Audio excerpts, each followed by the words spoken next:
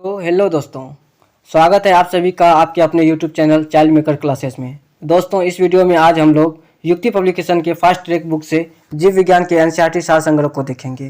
तो दोस्तों, ये वीडियो सभी एग्जाम की दृष्टि से अति महत्वपूर्ण है। ये वीडियो पार्ट 6 होगा, जिसमें चैप्टर 11 प्रदूषण को देखेंगे। इससे पहले के वीडियो अगर आप नहीं देखे हैं तो प्ले लिस्ट में जाकर उसे भी देख लें।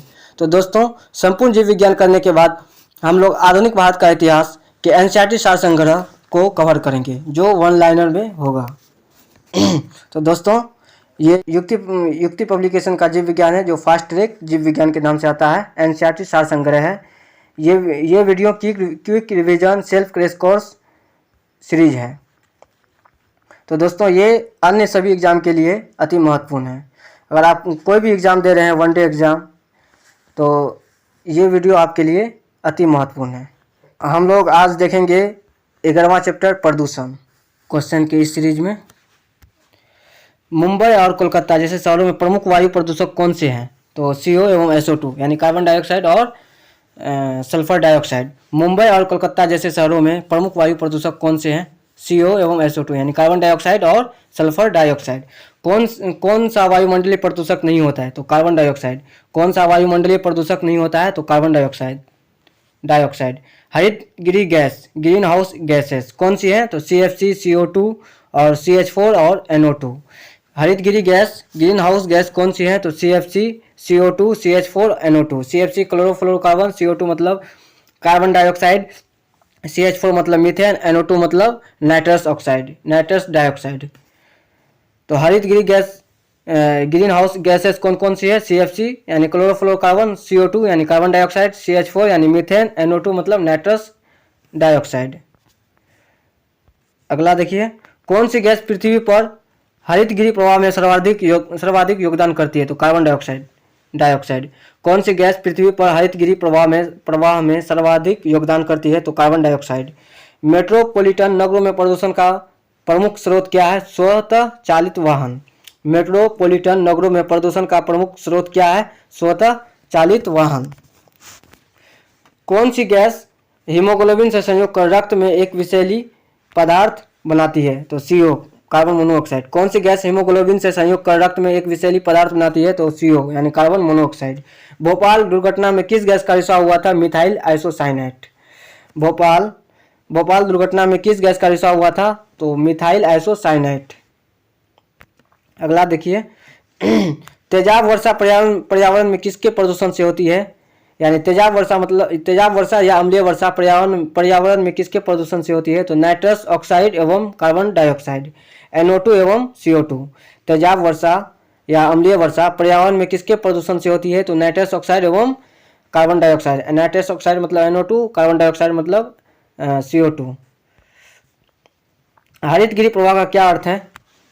वायुमंडल में ग्रीन हाउस गैसों के घनीकरण के कारण वायुमंडल के तापमान का बढ़ना। हरित गृह प्रवाह का क्या अर्थ है? यानी हरित गृह प्रवाह का मतलब क्या है? वायुमंडल में ग्रीन हाउस गैसों के घनीकरण के कारण वायुमंडल के तापमान का बढ़ना। यानी वायुमंडल का तापमान क्या हो जाता है? बढ़ जाता है। धूल प्रदूषण रोकने के लिए उपयुक्त वृक्ष कौन सा है? तो सीता अशोक। धूल प्रदूषण को रोकने के लिए उपयुक्त वृक्ष कौन सा है? तो सीता अशोक। कौन सा जैव निम्नीकरणीय है? कागज। कौन सा जैव निम्नीकरणीय है? तो कागज। पराध्वनिक जेट किस प्रकार प्रदूषण करता है? तो O3 परत को क्षति पहुंचाकर। पराध्वनिक जेट किस प्रकार प्रदूषण पैदा करता है? तो O3 परत को क्षति पहुंचाकर। किस वायु प्रदूषक के कारण मनुष्य में तंत्रिका तंत्र संबंधी रोग पैदा होता है? तो सीसा। किस वायु प्रदूषक के कारण मनुष्य में तंत्रिका तंत्र संबंधी रोग पैदा होता है? तो सीसा या PB या लेड। किस वायु प्रदूषक के कारण मनुष्य में तंत्रिका तंत्र या नर्वस सिस्टम या मस्तिष्क संबंधी रोग पैदा होता है? तो सीसा या PB या लेड। सीसा या PB या लेड। कौन सा वायु प्रदूषक मनुष्य में रक्तदाब यानी ब्लड प्रेशर को बढ़ा देता है तथा हृदय संबंधी रोग पैदा करता है? तो कैडमियम। कौन सा वायु प्रदूषक मनुष्य में रक्तदाब यानी ब्लड प्रेशर को बढ़ा देता है तथा हृदय संबंधी रोग पैदा करता है? तो कैडमियम। अगला देखिए, लोहे के खानों में काम करने वाले मजदूरों में लोह की सकित मियता रोग होने का क्या कारण है? तो सिलिका। लोहे की खानों में काम करने वाले मजदूरों में लौह संकेतमता रोग होने का क्या कारण है? तो सिलिका। वायुमंडल में कार्बन डाइऑक्साइड का निर्माण मुख्यतः कैसे होता है? तो जीवों के शोषण से। वायुमंडल में कार्बन डाइऑक्साइड का निर्माण मुख्यतः कैसे होता है? तो जीवों के शोषण से। ताजमहल को क्षति किस कारण पहुंच रही है? तो मथुरा तेल शोधनशाला से निकले वायु प्रदूषकों से। ताजमहल को क्षति किस कारण से पहुंच रही है? मथुरा तेल शोधनशाला से निकले वायु प्रदूषकों से। मनुष्य में कार्बन मोनोऑक्साइड के वातावरण में मृत्यु क्यों हो जाती है? यह रक्त के हीमोग्लोबिन के साथ संयोग करके रक्त को ऑक्सीजन अवशोषित करने के अयोग्य बना देता है। मनुष्य की कार्बन मोनोऑक्साइड के वातावरण में मृत्यु क्यों हो जाती है? तो यह रक्त के हीमोग्लोबिन के साथ संयोग करके रक्त को ऑक्सीजन अवशोषित करने के अयोग्य बना देती है। पृथ्वी के वायुमंडल में उपस्थित ओजोन स्तर O3 का क्या कार्य है? तो पराबैंगनी किरणों के प्रवेश को कम करता है। पृथ्वी के वायुमंडल में उपस्थित ओजोन स्तर यानी O3 का क्या कार्य है? तो पराबैंगनी किरणों के प्रवेश को कम करता है। मिनीमाता महामारी जिसके कारण 1965 में जापान में अनेक लोग मारे गए थे, तो पानी में किसके प्रदूषण के कारण होती है? तो पारद के। मिनीमाता महामारी जिसके कारण 1965 में जापान में अनेक लोग मरे थे, पानी में किसके प्रदूषण के कारण हुई थी? तो पारद के प्रदूषण के कारण। जल प्रदूषण को मापने के लिए कौन सी जांच की जाती है? तो बायोकेमिकल ऑक्सीजन डिमांड। जल प्रदूषण को मापने के लिए कौन सी जांच की जाती है? तो बायोकेमिकल ऑक्सीजन डिमांड यानी BOD।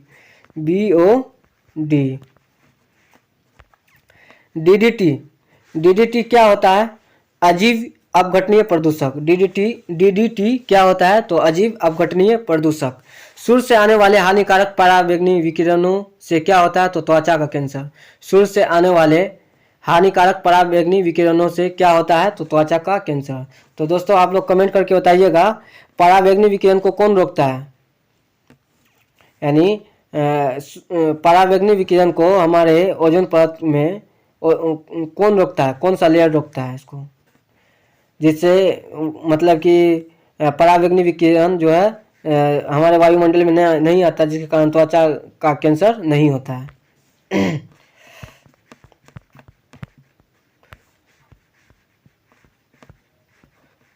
चलिए दोस्तों आप देख लेते हैं पर्यावरण संरक्षण।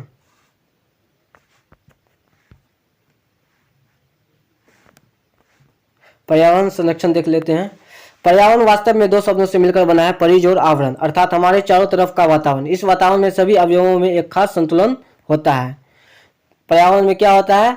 पर्यावरण के सभी अवयव में एक खास तरीके का क्या होता है? संतुलन होता है। पर्यावरण संरक्षण की शुरुआत 1948 में the international union for conservation of nature and natural resources की स्थापना द्वारा की गई थी। पर्यावरण संरक्षण की शुरुआत कब की गई थी? तो 1948 में the international union for conservation of nature and natural resources यानी IUCN की स्थापना कब की गई थी? 1948 में की स्थापना द्वारा की गई थी। इसके बाद सम्मेलन पेरिस 1968, मानव पर्यावरण सम्मेलन स्टॉकहोम 1972 और पृथ्वी शिखर सम्मेलन रियो डी जेनेरो 1992, विश्व जलवायु सम्मेलन क्योटो 1997, बाली सम्मेलन 2007, स्टॉकहोम सम्मेलन 2009 सहित दर्जनों अंतर्राष्ट्रीय सम्मेलनों में पर्यावरण संरक्षण पर बहस हुई थी तथा पर्यावरण संरक्षण के लिए अनेक प्रावधान भी किए गए थे। 5 जून 1972 को स्टॉकहोम में हुए प्रथम मानव पर्यावरण सम्मेलन में ही 5 जून को विश्व पर्यावरण दिवस घोषित किया गया था। तो विश्व पर्यावरण दिवस कब घोषित किया गया था? 5 जून 1972 को स्टॉकहोम में हुए प्रथम मानव पर्यावरण सम्मेलन में ही 5 जून को क्या किया गया था? विश्व पर्यावरण दिवस घोषित किया गया था। पर्यावरण से संबंधित समस्याओं और मसलों पर भारत सरकार ने चौथी पंचवर्षीय योजना, किस पंचवर्षीय योजना? चौथी पंचवर्षीय योजना के दौरान विशेष ध्यान देते हुए 1972 में विज्ञान एवं प्रौद्योगिकी विभाग के तहत राष्ट्रीय पर्यावरण आयोजना एवं समन्वय समिति NCEPC का गठन किया गया था। यानी NCEPC का गठन किस पर किया गया था? यानी ये किससे संबंधित है? पर्यावरण से संबंधित है। इसका चौथी पंचवर्षीय योजना में के दौरान किया गया, विशेष ध्यान दिया गया था। अब इसके संवैधानिक पर्यावरण संरक्षण के संवैधानिक प्रावधान देख लेते हैं। जनसाधारण के प्रति जागरूकता लाने के लिए 1976 में यानी 42वां संविधान संशोधन द्वारा नीति निर्देशक तत्व जो भाग 4 में आता है के अंतर्गत अनुच्छेद 48 के ए तथा मूल कर्तव्य यानी मौलिक कर्तव्य जिसको कहते हैं के अंतर्गत अनुच्छेद 51 ए के 6 में प्रावधान किए गए हैं। यानी मूल कर्तव्य है कितना में 51 के ए में, इसके भाग 6 में प्रावधान किया गया है। भाग 6 किससे संबंधित है? तो पर्यावरण संरक्षण से संबंधित है। और 48 अनुच्छेद यानी आर्टिकल यानी संविधान के अनुच्छेद यानी आर्टिकल 48 के ए में के नीति निश्चय तत्व में क्या है? पर्यावरण से संबंधित है। यानी 48 का है, अनुच्छेद 48 का किससे संबंधित है? पर्यावरण से संबंधित है। और मौलिक कर्तव्य यानी मूल कर्तव्य कितना है? यानी नीति 51 के ए में है मूल कर्तव्य, जिसके भाग 6 में प्रावधान किया गया है। किसके बारे में? पर्यावरण के संरक्षण के बारे में। अब देखिए अनुच्छेद 48 क्या कहता है। अनुच्छेद 48 ए राज्य देश के पर्यावरण की संरक्षण तथा उनमें सुधार करने और वन तथा वन्य जीव की रक्षा करने का प्रयास करेगा। अनुच्छेद 48 का क्या करेगा? राज्य जो है देश के पर्यावरण के संरक्षण तथा उनमें सुधार करने का और वन तथा वन्य जीवों की रक्षा करने का प्रयास करेगा। जबकि अनुच्छेद 51 के ए यानी नीति निर्देशक मौलिक कर्तव्य का जो 6 गो पार्ट है, छठा पार्ट में क्या है? प्राकृतिक पर्यावरण की जिसके अंतर्गत वन, झील, नदी और वन्य जीव है रक्षा करें और उसका संवर्धन करें यानी उसका विकास करें तथा प्राणी मात्र के प्रति दया भाव रखें। यानी अनुच्छेद 48 का ए में और मौलिक कर्तव्य 51 के ए के 6 में प्राकृतिक पर्यावरण के से संबंधित है। तो दोस्तों चलिए आगे देखते हैं। वायु प्रदूषकों का विश्वसनीय संकेतक यानी इंडिकेटर्स कौन से हैं? तो लाइकेंस तथा मॉस। वायु प्रदूषकों का विश्वसनीय संकेतक यानी इंडिकेटर्स कौन से हैं? तो लाइकेंस तथा मॉस। मोटर कार से उत्पन्न प्रदूषक जो मानसिक रोग पैदा करता है कौन सा होता है? तो पीबी यानी सीसा या लेड। मोटर कार से उत्पन्न प्रदूषक जो मानसिक रोग पैदा करता है कौन सा होता है? पीबी या लेड या सीसा। अगला देखिए, कार्बन मोनोऑक्साइड एक प्रदूषक है क्योंकि यह क्या करता है? हीमोग्लोबिन से संयोग करती है। कार्बन मोनोऑक्साइड एक प्रदूषक है क्योंकि यह हीमोग्लोबिन से संयोग करती है। हीमोग्लोबिन से संयोग कर क्या बनाता है? यानी हीमोग्लोबिन से संयोग कर क्या बनाता है? ऑक्सी हीमोग्लोबिन बनाता है। मुख्य वायु प्रदूषक कौन सा है? तो कार्बन मोनोऑक्साइड यानी CO। मुख्य वायु प्रदूषक कौन सा है? तो CO यानी कार्बन मोनोऑक्साइड। चलिए देखते हैं आप वन्य जीव।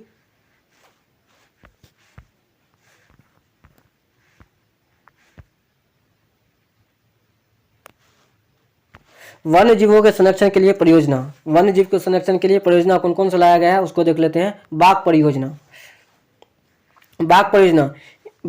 1 अप्रैल 1973 को बाघ परियोजना की शुरुआत हुई थी। कब हुई थी बाघ परियोजना की शुरुआत? 1 अप्रैल 1973 को बाघ परियोजना की शुरुआत हुई थी। इस समय देश के 25 अभयारण्यों में यह परियोजना चल रही है।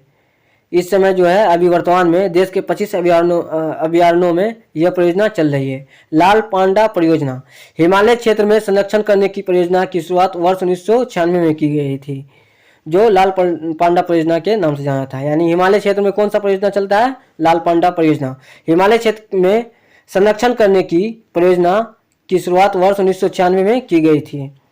मणिपुर या थामिन या ब्रो एंटलर हिरन परियोजना 1977 में मणिपुर थामिन परियोजना शुरू की गई थी। मणिपुर थामिन या ब्रो एंटलर हिरन परियोजना कब की गई थी? 1977 में मणिपुर थामिन परियोजना शुरू की गई थी। गिर सिंह परियोजना, गिर सिंह अभयारण्य योजना 1972 में गिर सिंह अभयारण्य योजना 1972 में गुजरात सरकार ने इनके संरक्षण के लिए, सुरक्षा एवं सुधार के लिए केंद्र सरकार के सहयोग से यह परियोजना शुरू की गई थी। तो गिर सिंह अभयारण्य परियोजना कहाँ की गई थी? गुजरात में। 1972 में गुजरात सरकार ने इसके संरक्षण, सुरक्षा एवं सुधार के लिए केंद्र सरकार के सहयोग से यह परियोजना शुरू की गई थी। हिमालय कस्तूरी परियोजना भारत सरकार के सहयोग से यह संरक्षण परियोजना उत्तर प्रदेश के केदारनाथ अभयारण्य में आरंभ की गई थी। हिमालय कस्तूरी परियोजना भारत सरकार के सहयोग से यह संरक्षण परियोजना उत्तर प्रदेश के केदारनाथ अभयारण्य में आरंभ की गई थी। हाथी परियोजना, हाथी परियोजना यह परियोजना झारखंड के सिंहभूम जिले में 7 दिसंबर 1992 को शुरू की गई थी। हाथी परियोजना यह परियोजना झारखंड के सिंहभूम जिले में 7 दिसंबर 1992 को शुरू की गई थी। मगर प्रजनन परियोजना, प्रजनन परियोजना भारत सरकार ने संयुक्त राष्ट्र विकास कार्यक्रम यानी यूएनडीपी की सहायता से 1975 में उड़ीसा में मगर प्रजनन तथा प्रबंध की परियोजना आरंभ की थी। मगर प्रजनन परियोजना भारत सरकार ने संयुक्त राष्ट्र विकास कार्यक्रम यानी यूएनडीपी की सहायता से 1975 में उड़ीसा में मगर प्रजनन तथा प्रबंध की परियोजना आरंभ की थी। अगला है प्रोजेक्ट हंगुल। प्रोजेक्ट हंगुल 1977 में शुरू किया गया था। प्रोजेक्ट हंगुल 1977 में शुरू किया गया था। अगला है एक्शन टाइगर्स परियोजना। एक्शन टाइगर्स परियोजना क्या है? 12 देशों के माध्यम से बाघों के संरक्षण के लिए सरिस्का अभयारण्य में 2005 से शुरू की गई थी। एक्शन टाइगर्स परियोजना जो अभी भी चल रहा है, एक्शन टाइगर्स परियोजना क्या है? 12 देशों के माध्यम से, यानी 12 देश इसमें सम्मिलित है। एक्शन टाइगर्स परियोजना में के माध्यम से बाघों के संरक्षण के लिए सरिस्का अभयारण्य में 2005 से शुरू की गई थी। सरिस्का अभयारण्य कहाँ है दोस्तों, ये हम आप लोग कमेंट करके बताइएगा। गिद्ध संरक्षण प्रोजेक्ट। गिद्ध संरक्षण project Bombay history natural society ने गिद्धों के संरक्षण के लिए 2006 में शुरू की थी। गिद्ध संरक्षण project Bombay history natural society ने गिद्धों के संरक्षण के लिए 2006 में शुरू की थी। हंगुल परियोजना। हंगुल परियोजना आईयूसीएन की रेड डाटा बुक में प्रविष्टि पा चुका हिरन यानी रेनडियर प्रणाली के संरक्षण के लिए 1970 में शुरू हुई थी। हंगुल परियोजना आईयूसीएन की रेड डाटा बुक में प्रविष्टि पा चुका हिरन यानी रेनडियर प्रणाली के संरक्षण के लिए 1970 में शुरू हुई थी। कछुआ संरक्षण परियोजना। कछुआ संरक्षण परियोजना कछुओं का संरक्षण और इसकी तस्करी रोकने के लिए 1975 में उड़ीसा के भीतर कनिका अभयारण्य से चालू परियोजना है। कछुआ संरक्षण परियोजना के कछुओं का संरक्षण और इसकी तस्करी रोकने के लिए 1975 में उड़ीसा के भीतर कनिका अभयारण्य से चालू परियोजना है।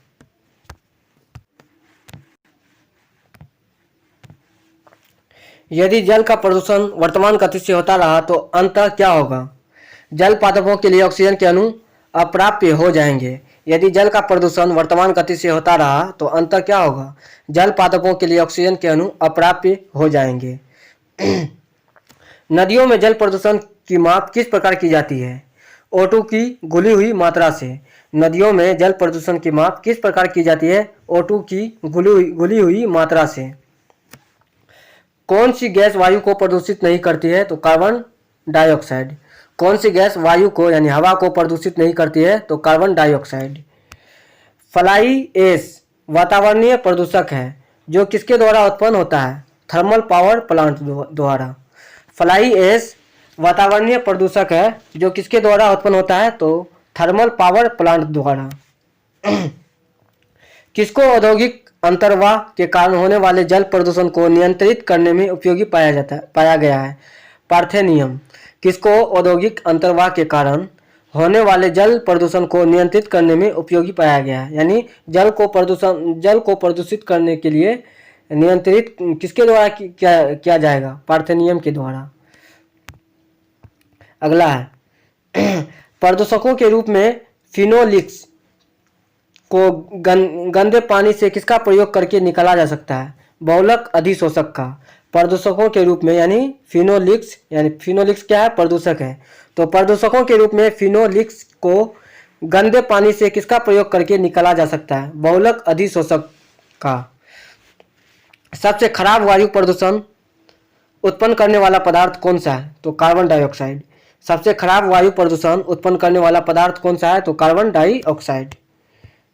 किसके द्वारा जल के प्रदूषण को साफ करने में बायोफिल्टर के रूप में पायला ग्लोबोसा प्रयुक्त किया जाता है? तो कैडमियम। किसके द्वारा जल के प्रदूषण को साफ करने में बायोफिल्टर के रूप में पायला ग्लोबोसा प्रयुक्त किया जाता है? तो कैडमियम।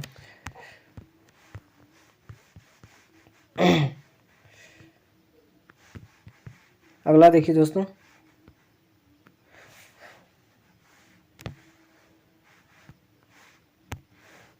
वायु प्रदूषण के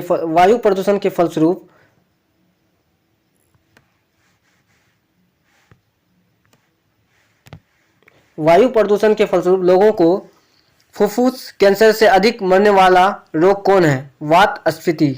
वायु प्रदूषण के फलस्वरूप लोगों को फुफ्फुस कैंसर से अधिक मारने वाला रोग कौन है? तो वात स्फीति। ऊर्जा के किस रूप में प्रदूषण की समस्या नहीं होती है? तो सौर में। ऊर्जा के किस रूप में प्रदूषण की समस्या नहीं होती है? तो सौर में, सौर ऊर्जा में। कौन अधिकतम ध्वनि प्रदूषण का कारण? तो जेट उड़ान या जेट विमान जो कहते हैं आप। कौन अधिकतम ध्वनि प्रदूषण का कारण है? जेट उड़ान। यानी सबसे ज्यादा ध्वनि प्रदूषण कौन फैलाता है? तो जेट उड़ान। राष्ट्रीय पर्यावरण अभियांत्रिक संस्थान कहाँ स्थित है? नई दिल्ली में। राष्ट्रीय पर्यावरण अभियांत्रिक संस्थान कहाँ स्थित है? तो नई दिल्ली में। मानव जनित पर्यावरण प्रदूषण क्या कहलाते हैं? तो परजैविक। मानव जनित पर्यावरण प्रदूषक क्या कहलाते हैं? तो परजैविक। यानी मानव जनित जो पर्यावरण प्रदूषित होता है तो उसे क्या कहते हैं? परजैविक। कौन सा ईंधन न्यूनतम पर्यावरणीय प्रदूषण उत्पन्न करता है? तो हाइड्रोजन। कौन सा ईंधन न्यूनतम पर्यावरणीय प्रदूषण उत्पन्न करता है? तो हाइड्रोजन। कौन सा अपतटीय औद्योगिक प्रवाह से उत्पन्न जल प्रदूषण पर नियंत्रण रखने में उपयोगी सिद्ध हुआ है? तो जल संबूल। कौन सा अपतटीय औद्योगिक प्रवाह से उत्पन्न जल प्रदूषण पर नियंत्रण रखने में उपयोगी सिद्ध हुआ है? तो जल संबूल। जल संबूल। भूमिगत जल को दूषित करने वाला अजैविक प्रदूषक कौन सा है? तो आर्सेनिक। यानी भूमिगत जल यानी जमीन के अंदर जो जल है को दूषित करने वाला अजैविक प्रदूषक कौन सा है? तो आर्सेनिक। यानी जमीन के अंदर जो जल है उसको कौन दूषित करता है? तो आर्सेनिक। वायुमंडल में जिस ओजोन छिद्र का पता लगाया गया है वह कहाँ स्थित है? तो अंटार्कटिका के ऊपर। वायुमंडल में जिस ओजोन छिद्र का पता लगाया गया है वह कहाँ स्थित है? तो अंटार्कटिका के ऊपर। दोस्तों ये ग्लोब है ना, ये ग्लोब है, ये विषुवत रेखा है, ये नॉर्थ पोल है, ये हुआ ऊपर वाला जो ध्रुव के नीचे है वो हुआ आर्कटिक, और ये हुआ अंटार्कटिक। यही अंटार्कटिक, ये क्या है? अंटार्कटिक के ऊपर। वायुमंडल में जिस ओजोन छिद्र का पता लगाया गया वो कहाँ स्थित है? तो अंटार्कटिका के ऊपर। नीचे वाला दक्षिणी गोलार्ध के थोड़ा सा ऊपर जो है पोल के पास, उसको क्या कहा जाता है? अंटार्कटिका कहा जाता है। कौन सी गैस वैश्विक उष्णता के लिए उत्तरदायी है? तो कार्बन डाइऑक्साइड और मीथेन। कौन सी गैस वैश्विक उष्णता के लिए उत्तरदायी है? यानी ग्लोबल वार्मिंग के लिए उत्तरदायी है। यानी वैश्विक उष्णता का मतलब हुआ वही तापमान में वृद्धि होना, यानी ग्लोबल वार्मिंग। तो कार्बन डाइऑक्साइड और मीथेन। वैश्विक उष्णता मतलब ग्लोबल वार्मिंग, यानी कार्बन डाइऑक्साइड और मीथेन। वायुमंडल में उपस्थित ओजोन परत किसे अवशोषित करती है? तो अल्ट्रावायलेट किरणें को। वायुमंडल में उपस्थित ओजोन परत यानी O3 परत किसे अवशोषित करती है? तो अल्ट्रावायलेट किरणों की यानी परावैंगनी किरणों को अवशोषित करती है, जिसके कारण हमारे धरती पे जो है ना स्किन संबंधी कैंसर जो है वो नहीं आता है। तो यही जो है ना ओजोन परत क्या कर लेता है? ओजोन परत जो है अल्ट्रावायलेट किरणें यानी परावैंगनी किरण को अवशोषित कर लेता है, जिसके कारण स्किन संबंधी बीमारी हमारी पृथ्वी पे नहीं होता है। आगे देखिए दोस्तों, ओजोन रिक्ति कारक कौन से हैं? तो क्लोरोफ्लोरोकार्बन, हेलांस तथा कार्बन टेट्राक्लोराइड। ओजोन रिक्ति कारक कौन से हैं? तो क्लोरोफ्लोरोकार्बन यानी CFC, हेलांस तथा कार्बन टेट्राक्लोराइड यानी CCl3। कौन से जैव विविधता की दृष्टि से उत्तेजनशील माने जाते हैं? तो पूर्वी हिमालय तथा पश्चिमी घाट। कौन से क्षेत्र जैव विविधता की दृष्टि से उत्तेजनशील माने जाते हैं? तो पूर्वी हिमालय और पश्चिमी घाट। कौन से क्षेत्र जैव विविधता की दृष्टि से उत्तेजनशील माने जाते हैं? तो पूर्वी हिमालय तथा पश्चिमी घाट। भारतीय वन्य प्राणी संस्थान कहाँ स्थित है? तो देहरादून में। भारतीय वन्य प्राणी संस्थान कहाँ स्थित है? तो देहरादून में। किस देश में विश्व के तापमानों पर आंकड़े इकट्ठा करने के लिए वैश्विक वायुमंडल चौकसी स्टेशन स्थापित नहीं किया गया है? तो भारत में। किस देश में विश्व के तापमानों पर आंकड़े इकट्ठा करने के लिए वैश्विक वायुमंडल चौकसी स्टेशन स्थापित नहीं किया गया है? तो भारत में। नाइट्रोजन हरित गृह गैस अथवा नाइट्रोजन हरित गृह गैस है या नहीं? तो नहीं। नाइट्रोजन हरितगृह गैस है अथवा नहीं, तो नहीं। तांबा जल प्रदूषक है या नहीं, तो नहीं। तांबा जल प्रदूषक है या नहीं, तो नहीं। ग्रीन हाउस गैसों की संकल्पना किसने किसने दी थी, तो जोसेफ फ्रोरियर ने। ग्रीन हाउस गैसों की संकल्पना किसने दी थी, यानी कॉन्सेप्ट किसने दिया था, जोसेफ फ्रोरियर ने।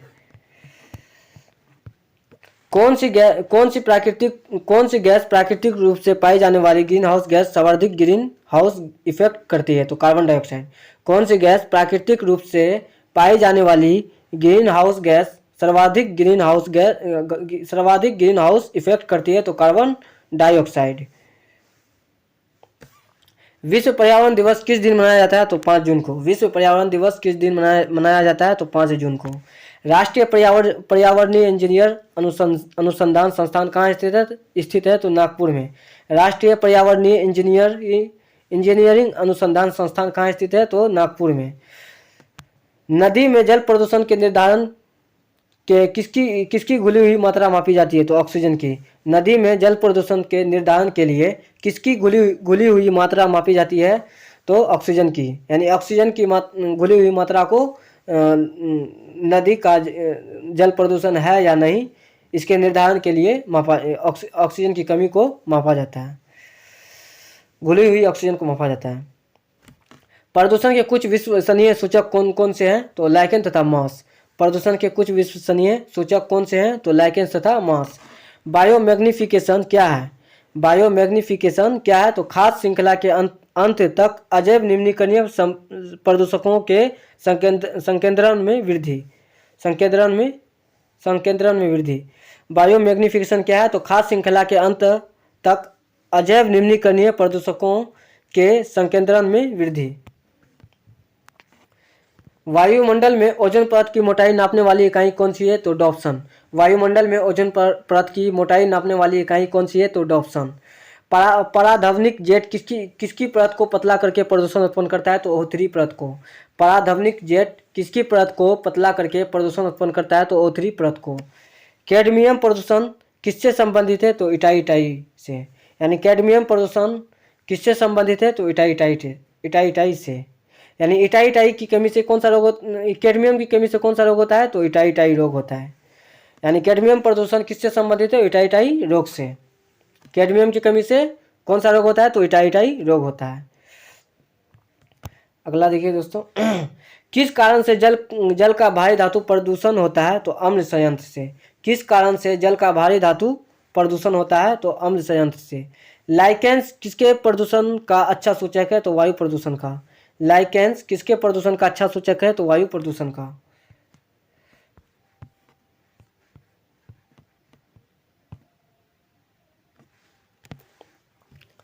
तो दोस्तों, चिपको आंदोलन मूल रूप से किसके विरुद्ध था, तो वन कटाई से। चिपको आंदोलन मूल रूप से किसके विरुद्ध था, तो वन कटाई से। दोस्तों, चिपको आंदोलन से कौन संबंधित है, थोड़ा सा कमेंट करके बताइएगा। और चिपको आंदोलन से कौन सा राज्य संबंधित है, वो भी बताइएगा। इको मार्क किन भारतीय उत्पादों को दिया जाता है, तो पर्यावरण के प्रति मैत्रीपूर्ण उत्पाद के। इको मार्क किन भारतीय उत्पादकों को दिया जाता है, तो पर्यावरण के प्रति मैत्रीपूर्ण उत्पाद के लिए। तो दोस्तों, आज का चैप्टर यानी चैप्टर नंबर 11 जो प्रदूषण है, वो आज यहीं पे समाप्त होता है। अगले पार्ट में हम लोग जो पार्ट 7 होगा, उसमें हम जंतु विज्ञान की शाखाएं को देखेंगे। तो दोस्तों, ये बुक सभी एग्जाम की दृष्टि से अति महत्वपूर्ण है। इस वीडियो को पूरा देखिएगा और स्किप नहीं कीजिएगा। स्किप कीजिएगा तो समझ में नहीं आएगा। एक बार में नहीं होगा तो 2 बार में देखिएगा। 2 बार में 100% आपको याद हो जाएगा। और वहाँ पे ऑब्जेक्टिव आता है, ऑब्जेक्टिव दे करके आपको 100% दिमाग में आ जाएगा, अगर 2 बार आप वीडियो देख लेते हैं आराम से। तो उसके बाद लास्ट में मैराथन क्लास आएगा, उसमें जो है ना एक बार एग्ज़ाम के टाइम में रिवीजन कर लीजिएगा। दोस्तों, इससे बाहर क्वेश्चन 100% नहीं आएगा, बस वही 2-3 क्वेश्चन बाहर आ सकता है। लेकिन इससे बाहर आप बीपीएससी का भी, बीपीएससी TRE 1 TRE 2 का भी क्वेश्चन बैंक को देख सकते हैं, इसमें से कितना पूछा गया है। तो थैंक यू दोस्तों। अगर ये वीडियो आपको अच्छा लगे तो लाइक और सब्सक्राइब कर दीजिएगा और बेल आइकन को ज़रूर दबा दीजिएगा, क्योंकि इससे आपको पता चलेगा। तो थैंक यू दोस्तों।